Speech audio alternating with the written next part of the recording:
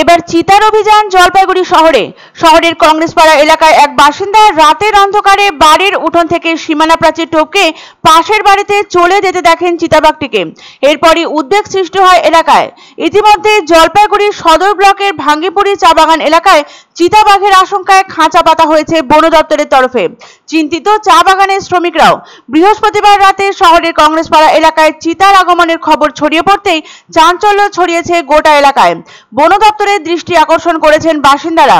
লোকালয়ে চিতাবাঘের আগমনের ঘটনা প্রায়শই ঘটছে, বিশেষ করে ডুয়ার্স এবং তরাই অঞ্চলে। খাবারের খোঁজে যে তারা বারবার লোকালয়ে আসছে তা বন দপ্তর তো বটেই, অজানা নয় আমজনতারও।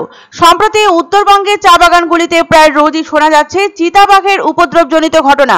এবার ফেব্রুয়ারিতে শুরু হয়েছে চায়ের মরশুম, তার আগে থেকেই তরাই ডুয়ার্সের জনপদে বেড়ে গিয়েছে চিতাবাঘের উপদ্রব। কার্যত তাপমাত্রা ঊর্ধ্বমুখী হতেই চিতার অভিযান বেড়েছে। এহেন পরিস্থিতিতে বিভিন্ন মহলে প্রশ্ন উঠেছে গ্রিন কার্পেট জোন তৈরির, অর্থাৎ কৃষি জমিতে বেপরোয়াভাবে চা বাগান এলাকার সম্প্রসারণ চিতাবাঘের মতো বন্য প্রাণীদের তরাই ডুয়ার্সের লোকালয়ে যাতায়াত সহজ করেছে। বনকর্তাদের অভিমত, 2 দশক আগে সাধারণত জঙ্গল লাগোয়া বড় চা বাগানে চিতাবাঘের দেখা মিলেছে।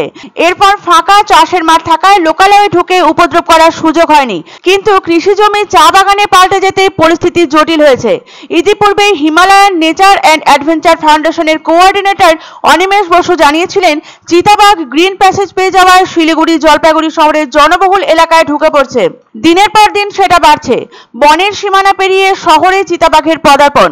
জলপাইগুড়ি শহরের কংগ্রেস পাড়ায় বৃহস্পতিবার রাতে চিতাবাঘ দেখার দাবি করলেন স্থানীয় বাসিন্দা শুভঙ্কর বণিক।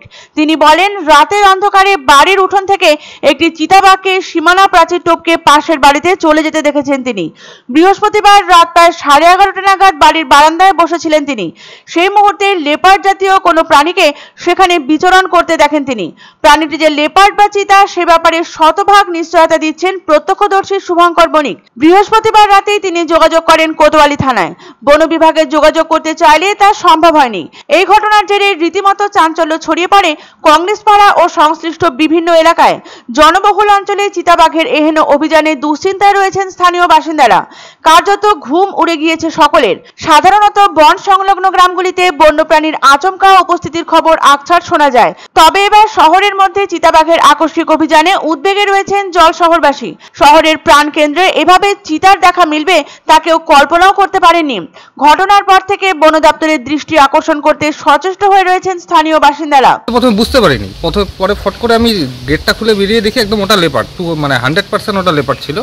ঠিক আছে, গিয়ে আমার বাড়ির এখান থেকে টপকে, মানে পাঁচিল ছিল, উঁচু পাঁচিল টপকে আবার রাস্তায় এসে, বা রাস্তা থেকে আবার আরেকটা মানে উঁচু একটা বেড়া আছে কাঁটাতারের, ওটা টপকে ওইদিকে চলে গেল। হ্যাঁ, দেখলাম ওনার যে ভদ্রলোক যার বাড়িতে রাত্রে দেখা গিয়েছে উনি বললেন আর কি, রাত্রি 12টা 12:30টার দিকে উনি দেখেছেন।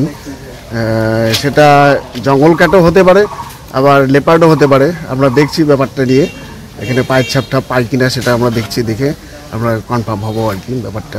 আতঙ্ক তো রয়েছে। দেখেন, রাত্রেবেলা করে আমাদের এখানে জায়গাটা এমনি নির্জীব হয়ে যায়। আমাদের আশেপাশে অনেক বাচ্চা কাচ্চাও আছে। এই দিক দিয়ে আতঙ্কের দিকটা একটু ভারী চলছে। আমরা চাই জিনিসটাকে বের করে এখান থেকে সরিয়ে নিই।